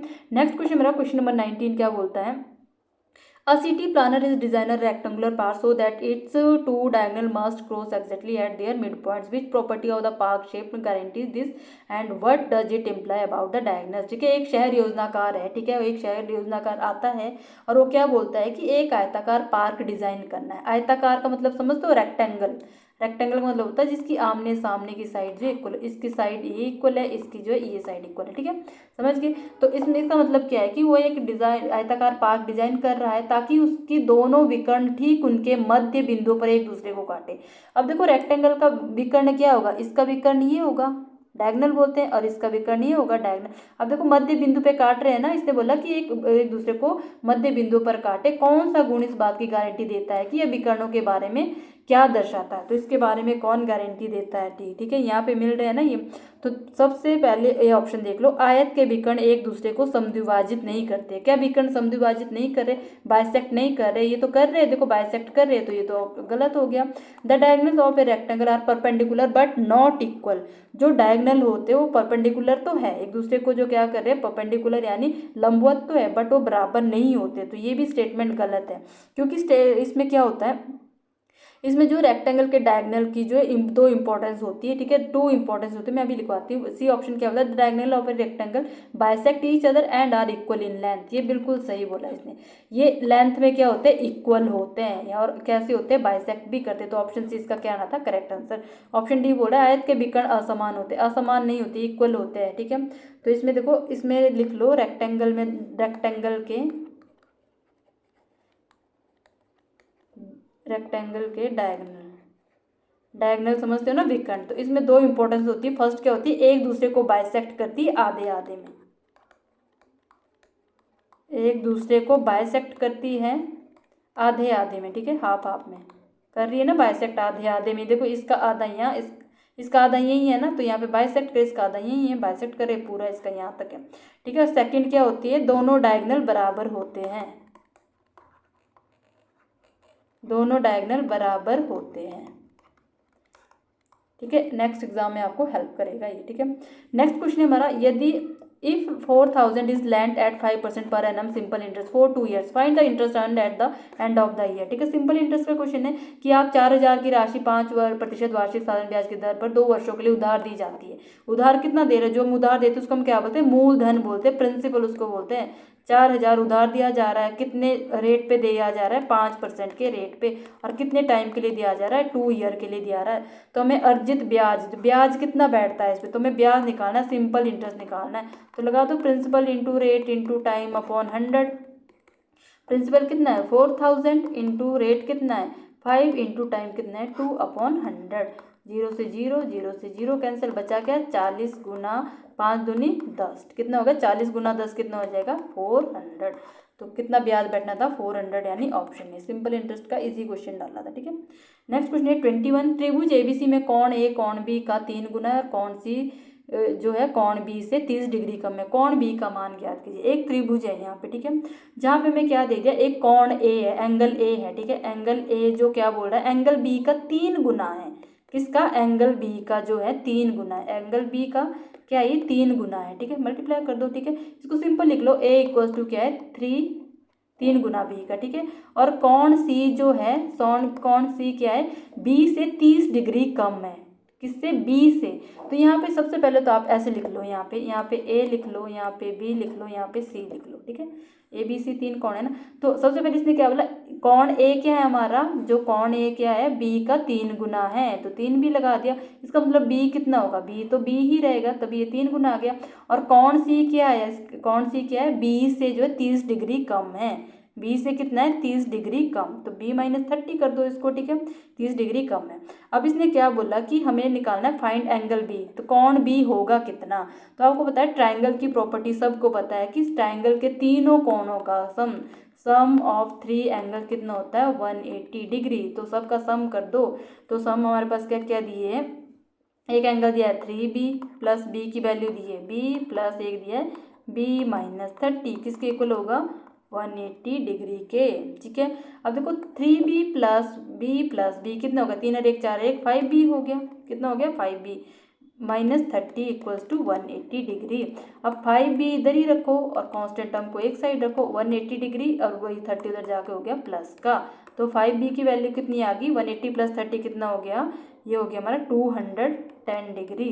5 से कटो इसको, 5 चौके 20, 1 बच गया 5 दूनी 10, तो बी की वैल्यू कितनी आ गई 42 डिग्री। तो 42 डिग्री दिख रहा है, बी का ही पूछा था मैं फाइंड एंगल, तो बी करना था 42 डिग्री। अगर सी पूछा होता तो 42 माइनस 30 हो जाना था, ए पूछा होता तो 3 इंटू 42 हो जाना था, ठीक है। तो ये आ गया हमारा करेक्ट आंसर। नेक्स्ट क्वेश्चन हमारा क्वेश्चन नंबर 22, ठीक है। देखो 22 में भी आपको सॉल्व नहीं करना था। अगर आपको जो है ये एक इसमें जो है एक जो है मेथड बता देती हूँ जिससे आप डायरेक्ट कर सकते हैं इसमें। In a circle with centre O, एक सर्कल है विद सेंटर उसका क्या है ओ है। A B is the diameter and C is the mid point on the circle. C क्या है, एक मिड पॉइंट है सर्कल का, और ओ क्या है सेंटर है सर्कल का, ठीक है। तो हमें triangle A B C 30 degree था, find angle A C B. अगर यहाँ पे मैं आपको एक रफली जो है डायग्राम बना देती हूँ, इसमें हमें क्या दिया, ए बी क्या है डायमीटर है, ठीक है। ए बी मैंने यहाँ मान लिया डायमीटर मान दिया, ये क्या है मेरा ए बी एक डायमीटर है। अब यहाँ पे जब आप एक एंगल बनाते हो, ठीक है, इसने दे दिया ए बी सी कितना है 30 degree, angle A B C, तो यहाँ पे एक लाइन दे दो ए बी सी, तो ये ऐसे बन जाएगा। ये वाला ए बी सी कितना है हमारा 30 डिग्री बोल दिया इसने, 30 डिग्री है। तो ये देखो ये 90 डिग्री का एंगल बन रहा है ना, ठीक है, तो यानी इसका नाम सी दे दो, एंगल ए सी बी। तो एंगल ए सी बी कितना हो जाएगा 90 डिग्री होगा, तो इसमें आपको करना ही कुछ नहीं था, इसका आंसर आना था 90 डिग्री। अगर फिर भी आपको लगता है कि इसको वेरीफाई कर लेते, तो इन आपको पता है ट्राइंगल के तीनों एंगल का सम जो 180 डिग्री होता है, तो इसको हम सम करके देख लेते हैं। एंगल ए प्लस इसका 90 ले लो, 90 प्लस 30 इक्वल्स टू 180 डिग्री। तो देख लो ए प्लस 90 प्लस 30 कितना हो जाएगा, हो जाएगा 120 डिग्री इक्वल्स टू 180। तो ए इक्वल्स हो जाएगा आपका 180 माइनस 120, तो ए की वैल्यू कितनी आ गई आपकी 60 डिग्री, ठीक है। अब जोड़ दो इनको, 60 प्लस 30 90 और ये हो जाएगा 90। तो इसमें आपको डायरेक्ट याद है, जब भी डायमीटर ए बी से बना एंगल हमेशा क्या होता है 90 डिग्री का होता है। तो इसका करेक्ट आंसर क्या आना था, ऑप्शन बी। तो एंगल जो है ए सी बी पूछा था, ए सी बी ये कितना आना था 90 डिग्री, ठीक है। और ये वाला एंगल कितना आ गया हमारा, ए आ गया ये वाला 60 डिग्री, ये 90 30 हो गया टोटल 180, ठीक है। नेक्स्ट क्वेश्चन हमारा 23, यदि किसी घनीय संरचना की पार्श्व दीवार, घनीय का मतलब क्या है cube, the edge of a cube, edge का मतलब क्या होता है साइड ही होती है, ठीक है। एक क्यूब की साइड दी गई है, हमें ए की वैल्यू कितनी दे दी है 7 metre. Find its total surface area, तो total surface area of cube कल की वीडियो में भी बताया था मैंने, कल की क्लास में भी हमने किए थे जब मैथ के क्वेश्चन, वहाँ भी आया था आपका क्यूब का क्वेश्चन, वहाँ भी आएगा। तो total surface area of cube कितना होता है 6a², ठीक है।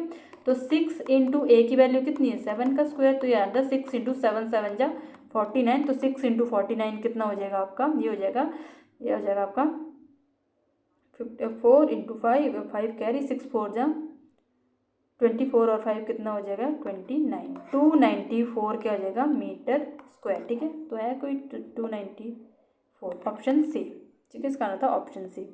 नेक्स्ट क्वेश्चन हमारा question number 24, what is the radius of the circle who surface area is 314.159 square centimetre. एक वृत्त की त्रिज्या निकालने जिसका क्षेत्रफल दिया गया हमें, ठीक है, और पाई की वैल्यू लेनी 3.14। जब हमें पाई की वैल्यू मेंशन की होती है तो वही लेनी होती है, आप यहाँ 22/7 नहीं ले सकते हो, ठीक है। अब इसको सॉल्व करते हैं। वृत्त की त्रिज्या, ठीक है, एक वृत्त की हमें क्या, ये वृत्त है हमारा, इसके रेडियस, ये रेडियस होता है इसका, अगर पूरा लूँ तो डायमीटर, तो रेडियस कितना दे दिया इसने, हमें फाइंड करना है, ये रेडियस फाइंड करना, जिसका पूरा हमें क्षेत्रफल कितना दे दिया, इसका एरिया दे दिया हमें। आपको पता है एरिया ऑफ क्या होता है, एरिया ऑफ सर्कल क्या होता है, वृत्त का एरिया क्या होता है पाई आर स्क्वायर, ठीक है, सबको पता है पाई आर स्क्वायर होता है, ठीक है। अब area of pi r square तो हमें दे दिया कितना 314.159, इसकी वैल्यू में गिवन है, ठीक है। यानी अगर मैं यहाँ फॉर्मूला लगाऊं, पाई आर स्क्वायर की वैल्यू कितनी दे दी 314,159, ये वैल्यू दे दी, और हमें आर की वैल्यू निकालनी है। और पाई इसने क्या बोला, पाई कितना लेना है यहाँ पे 3.14 लेना into r square equals to 314.159। अब जब इसको सॉल्व करोगे तो ये वाला उधर चला जाएगा, r square equal to 314.159 upon कितना आ जाएगा 3.14, ठीक है।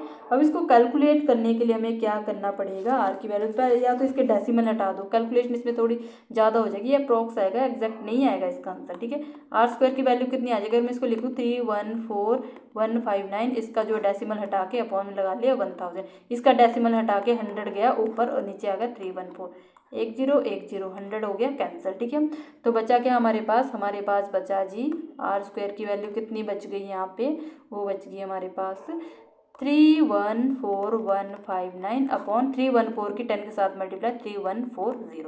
जब आप इसको डिवाइड करोगे तो डिवाइड करके कितना आ रहा है, ये आ रहा है 100 पॉइंट समथिंग आ जाएगा ये, ठीक है, अप्रॉक्स आ जाएगा, ठीक है। तो आर स्क्वायर यहाँ पे अप्रॉक्सीमेटली 100 की वैल्यू आ रही, तो आर की वैल्यू यहाँ पे कितनी आ जानी थी स्क्वायर रूट ऑफ 100, ठीक है, क्योंकि ये स्क्वायर उधर जाके रूट बन जाता है, तो आ जाना था 100 का होता है 10, तो आर की वैल्यू अप्रॉक्सीमेटली आ जानी थी 10 सेंटीमीटर, ऑप्शन बी, ठीक है। नेक्स्ट क्वेश्चन हमारा question number 25, the equation has which type of roots, इसमें जो किस टाइप के रूट्स होते हैं, तो रूट के बारे में मैंने कल भी जिक्र किया था। तो इसको देखो, सबसे पहले इसमें डिस्क्रिमिनेंट निकाल दो, किस टाइप के रूट होंगे, आपको एग्जैक्ट रूट निकालने की जरूरत है, इसमें डिस्क्रिमिनेंट से आपको पता लग जाएगा। डिस्क्रिमिनेंट क्या था आपका b² माइनस 4ac, जहाँ पे जो a की वैल्यू कितनी है x² का रूट 1 है, ठीक है, बी की वैल्यू कितनी है, एक्स का रूट 4 है तो बी की वैल्यू 4 है, कांस्टेंट टर्म क्या है 5 है, सी की वैल्यू 5 है। पुट कर दो इस फॉर्मूले में, यानी 4 का स्क्वायर माइनस 4 इंटू ए की वैल्यू 1 है, सी की वैल्यू 5 है, कर दो 4 4 जा 16 माइनस 5 4 जा 20, तो 16 माइनस 20 कितना होता है, अब देखो माइनस की टर्म बड़ी है तो ये आ जाएगा आपका माइनस का 4। जब वैल्यू -4 का मतलब क्या है, डिस्क्रिमिनेंट क्या आ रहा है आपका, 0 से छोटा आ रहा है ना, ठीक है, कैसा आ रहा है हमारा, डिस्क्रिमिनेंट आ रहा है, discriminant is less than 0, negative value जो 0 से छोटी होती है, ठीक है। तो रूट्स जब 0 से, मैंने आपको कल बताया था, जब भी डी की वैल्यू लेस देन 0 होती है, डी की वैल्यू 0 से छोटी है, लेस देन 0 होती है, तो रूट्स कैसे बनते हैं, तो रूट्स बनते हैं हमारे इमेजिनरी। जब भी आपका नेगेटिव वैल्यू आएगी तो रूट्स कैसे बनेंगे, इमेजिनरी बनेंगे, कॉम्प्लेक्स बनेंगे, कॉम्प्लेक्स रूट जो होते हैं, ठीक है। तो करेक्ट आंसर क्या आना था, यहाँ पे दिख रहा है कि इमेजिनरी रूट, तो ऑप्शन नहीं आना था इसका, ठीक है। रियल रूट तो आपके क्या होते हैं, रियल होते हैं जो पॉजिटिव टर्म होती है, ठीक है, इसमें नहीं आना, ये रैशनल नहीं होना था, ठीक है, ऑप्शन नहीं आना था इसका। नेक्स्ट क्वेश्चन हमारा फिर से एपी का क्वेश्चन, देखो एपी के 2 क्वेश्चन दिए, ट्रिग्नोमेट्री के भी 2 क्वेश्चन दिए, और पिछली क्लास में भी एपी के 2 क्वेश्चन थे, ट्रिग्नोमेट्री के भी 2 क्वेश्चन थे। एपी के पहले n पदों का योग ये, तो अनुक्रम का 15वां पद ज्ञात कीजिए, लो, ठीक है। जब भी आपको देखो इसमें हमें क्या दे दिया है, सम ऑफ, देखो एपी के n पर टर्म का जो योग का मतलब क्या होता है, sum of first n term, सम कितना दे दिया हमें 3n² प्लस n, ये दे दिया है, ठीक है। और हमें फाइंड क्या करना है, फाइंड A15 टर्म हमें फाइंड करनी है।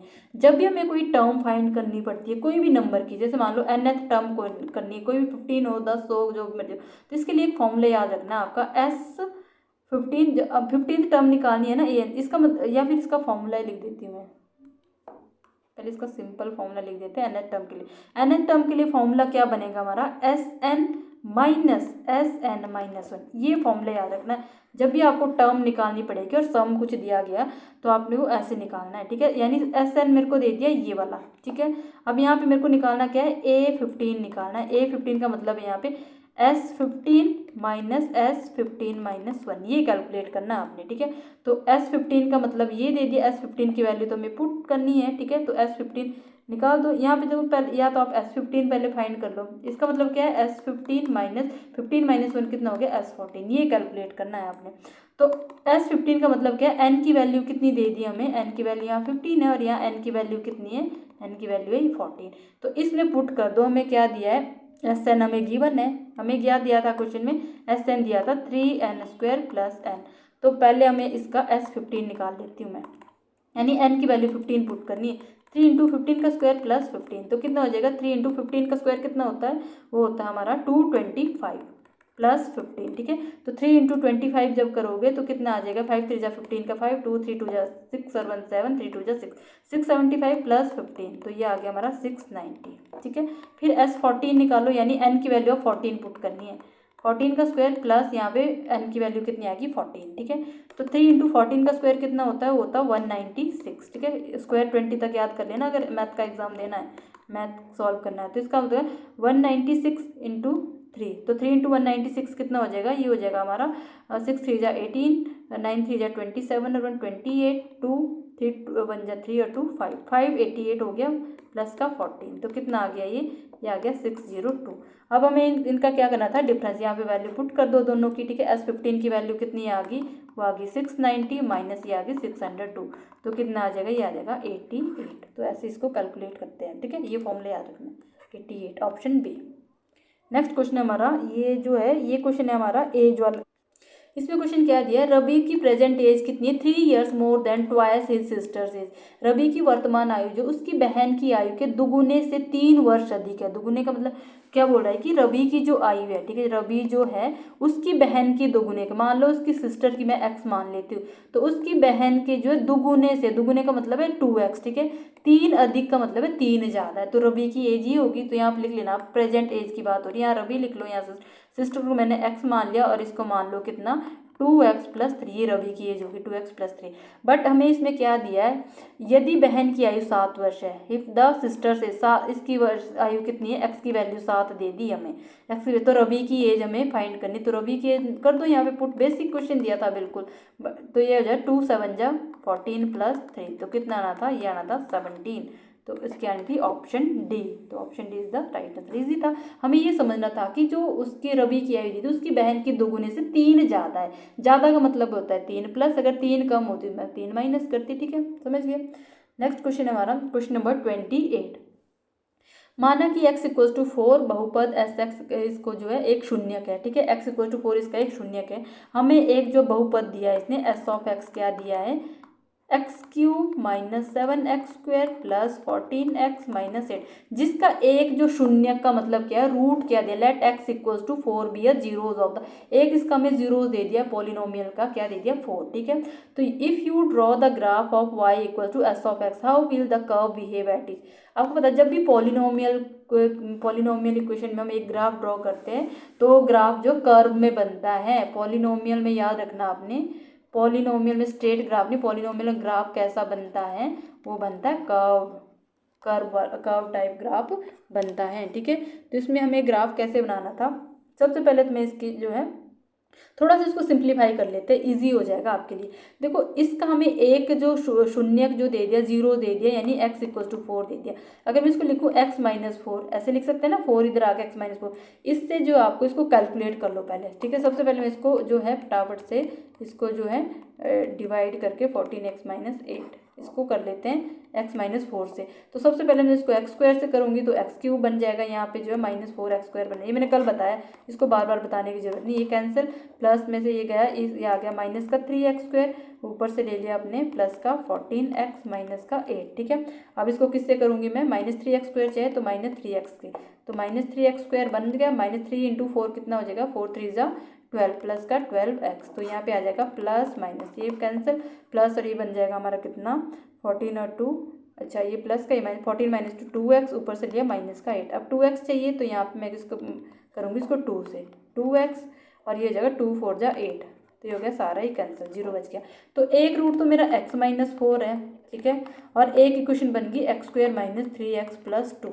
अब इसकी भी रूट निकाल दो, इसको स्प्लिट द मिडिल टर्म करनी आती है ना, x² - x - 2x + 2, यानी जिसके प्लस माइनस करके 3 आए और गुना करके 2 आए, तो 2 1 = 2 और 1 और 2 3 हो रहा है, माइनस का पॉजिटिव, तो x × x - 1 कॉमन ले लो, -2 × x - 1, तो एक रूट बन जाएगा x - 1 जो कॉमन, एक बन जाएगा x - 2, और एक रूट क्या था x - 4। तो ये हमारे पास 3 रूट बन गए, यानी x की वैल्यू कितनी आ गई, 1 2 और 4, यहाँ से 4 आ गई, यहाँ से 1, यहाँ से आ गई 2। जब इसका आप ग्राफ ड्रॉ करेंगे तो कुछ ग्राफ ऐसे बनेगा आपका।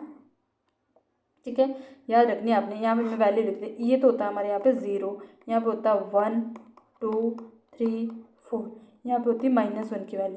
तो ये ग्राफ देखो 1 यहाँ पे आ रहा है हमारा, 2 यहाँ पे आ रहा है, एक पॉइंट x एक्सिस को 1 पे x = 1 जो x एक्सिस पे काट रहा है, x एक्सिस पे वो x = एक्सिस पे फिर से काट रहा है, और फिर जो है x = 4 यहाँ पे फिर से काट रहा है।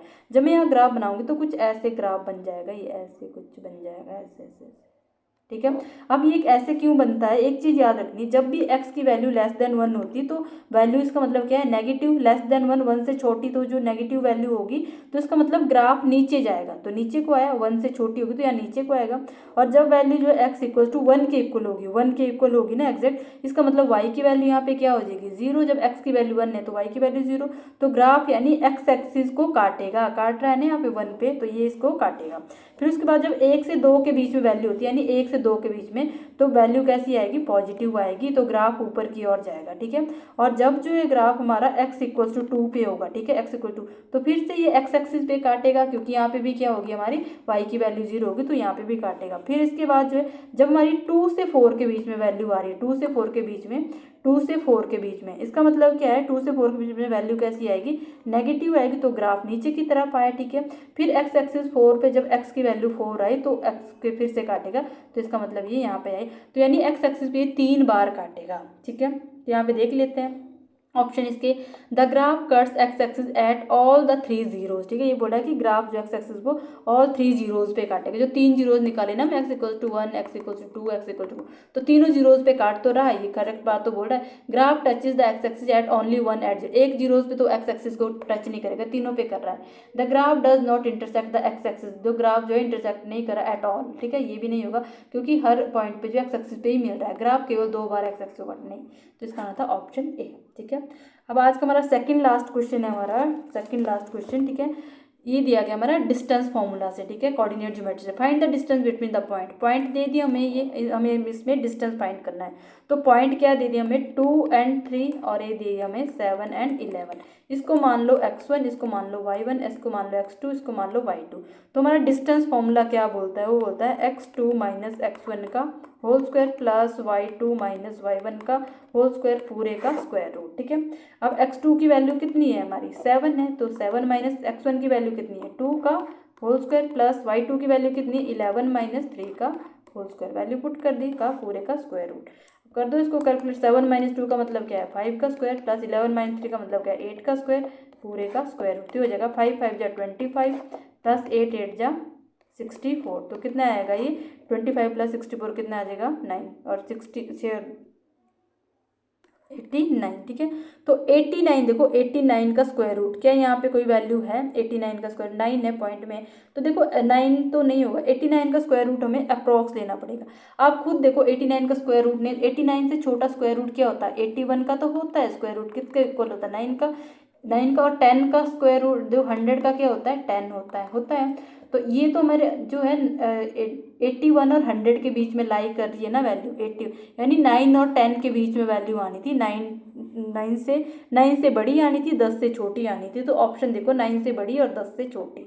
10 नहीं होगी 9 नहीं होगी, 9 से बड़ी देखो ये तो छोटी होगी, 9 से बड़ी 10 से छोटी तो होनी थी ये वाली ऑप्शन डी, ठीक है। एग्जैक्ट इसको आप कैलकुलेट करो, बट इसको आप ऐसे निकाल सकते थे। नेक्स्ट हमारा आज का लास्ट क्वेश्चन है हमारा the area of a triangular park is 96 metre square if its base is 16 metre find the height of the park, ठीक है। देखो एक पार्क आपका त्रिभुजाकार शेप का है, ठीक है। तो जिसका हमें क्षेत्रफल 96 मीटर दे दिया है, जिसमें हमें आधार दे दिया और ऊंचाई ज्ञात करनी है, ठीक है। जैसे मान लो मैं यहाँ पे एक त्रिभुज बना देती हूँ, इसका ये आधार कितना दे दिया इसने, आधार मेरे को दे दिया 16 मीटर और इसका जो पूरा एरिया भी दे दिया हमें। एरिया कितना दे दिया, एरिया ऑफ ट्रायंगल कितना दे दिया इसने 96 मीटर स्क्वायर दे दिया। अगर मैं यहाँ पे इसका जो हाइट जो इसकी बना इसको परपेंडिकुलर बना दूँ, इसके ये होगी इसकी हाइट, ये हमें फाइंड करनी है।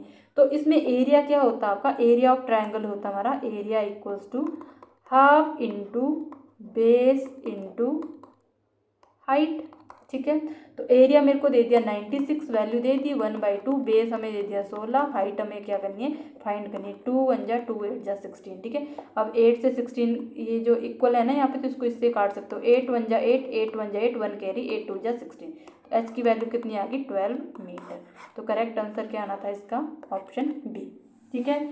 तो ये हुए हमारे 30 क्वेश्चन आज के भी कंप्लीट। तो होप सो कि आपको जो है क्लियर हुआ होगा, आपके डाउट क्लियर हुए होंगे। 30 क्वेश्चन आपके क्लियर हो गए होंगे। अगर कोई क्वेश्चन क्लियर नहीं होता तो आप कमेंट बॉक्स में कमेंट कर सकते हो।